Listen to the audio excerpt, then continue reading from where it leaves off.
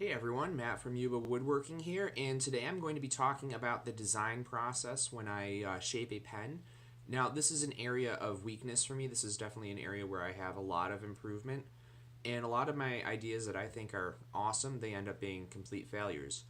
Um, Hopefully this what I'm walking through is not a complete failure and is kind of a cool idea, but I'll walk you through the process. And so, for those of you who are crafters, artists, what have you, and you think that maybe you struggle with coming up with ideas, just know you're not alone.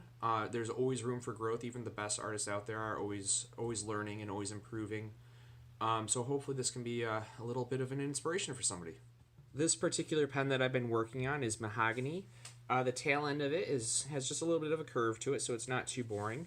And then the nib side is going to be bone shaped. Now it's a little bit different from some of the other designs that I've done in the past. Usually I like to have a little bit of a grip here, so it's easy to write with. You know where to put your fingers, and then there's a gradual bump to it, a gradual slope to it. I've done some smaller designs with just a little bit of a ridge here. And I find that having that ridge is helpful, especially on some of the smoother woods. This is cedar here, so it's a really, really smooth, soft wood. With these kinds of having that ridge there is helpful because if you're writing for a while, the pen can get slippery and your fingers slip on it. And this little bit of a ridge prevents that from happening. I want to go with something different. The mahogany is a little bit of a rougher wood. It's a little bit of a lighter wood than some of the other things like olive wood. So I did want there to be a little bit of a weight to it to balance it out, but I didn't want the end to be too heavy. So what I'm going to do, I'm going to put the cap on the tail side of it.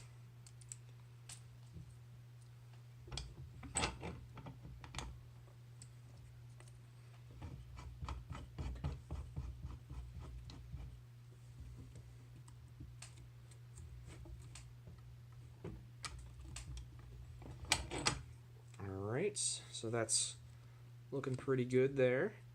And now I have a bunch of different options when it comes to a center ring. The one that came with the kit, let's see if we can get a close up on it.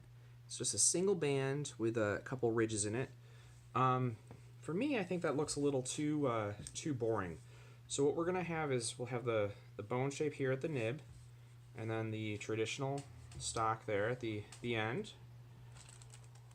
And I'm going to go through some of my spare parts now. So this is, let me get these two pieces next to each other. This one right here is from a different kit. You can see this is just a smooth silver band, and can't really tell, but this one right here has the little ridges in it. I'm going to use this smooth one along with something from yet another kit. And these are tiny, they're a lot smaller. And they have just one tiny ridge in them. And I'm going to kind of stack them like this. So depending on what you're looking for in a pen, this longer center band design will make the pen a little bit longer. It will add a different kind of weight to the pen. I prefer that extra weight. It kind of feels a little bit more balanced in my hand, but really it's all about what you're looking for in a pen. So yeah, utility does play a large role in what I do when I'm designing a pen. There's no point in designing something that people can't really use. So I try to, first and foremost, when I'm designing something, is this something that people will actually use? And if the answer is no, then I have to start all over again. All right, so now I have a different video on this, so I'm not going to walk through all the steps here. All right, so here you can see that I have the pen all assembled, and I have the original center band on it. Now the pen's a little bit shorter, and I don't really like how it sits in my hand, and that was kind of what I was thinking was going to happen when I originally designed this. So I'm going to take that center band off and put what I was originally hoping to put on there back on, and that's the three-piece center band. That's the other one I want, and I'll reassemble this pen. and now it's a little bit longer. It sits up higher on my hand, and it just feels a little bit more balanced, which was what I was going for all along. So yeah, the design process, I start with utility, what is going to work the best. So hopefully this video was helpful for you, got you inside my mind a little bit to see what I'm thinking when I design a pen. It's not an exact science by any means.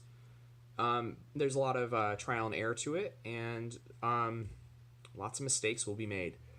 I know I'm not alone in that process. I'm sure that a lot of you guys go through those mistakes and that trial and error too. So my hope was not to really teach you anything, but kind of to inspire, so that you're not alone in your creative process and the frustration that that can sometimes entail. And I hope that I was a little bit of an inspiration to you today. Yeah, thanks for watching. Have a good day, guys.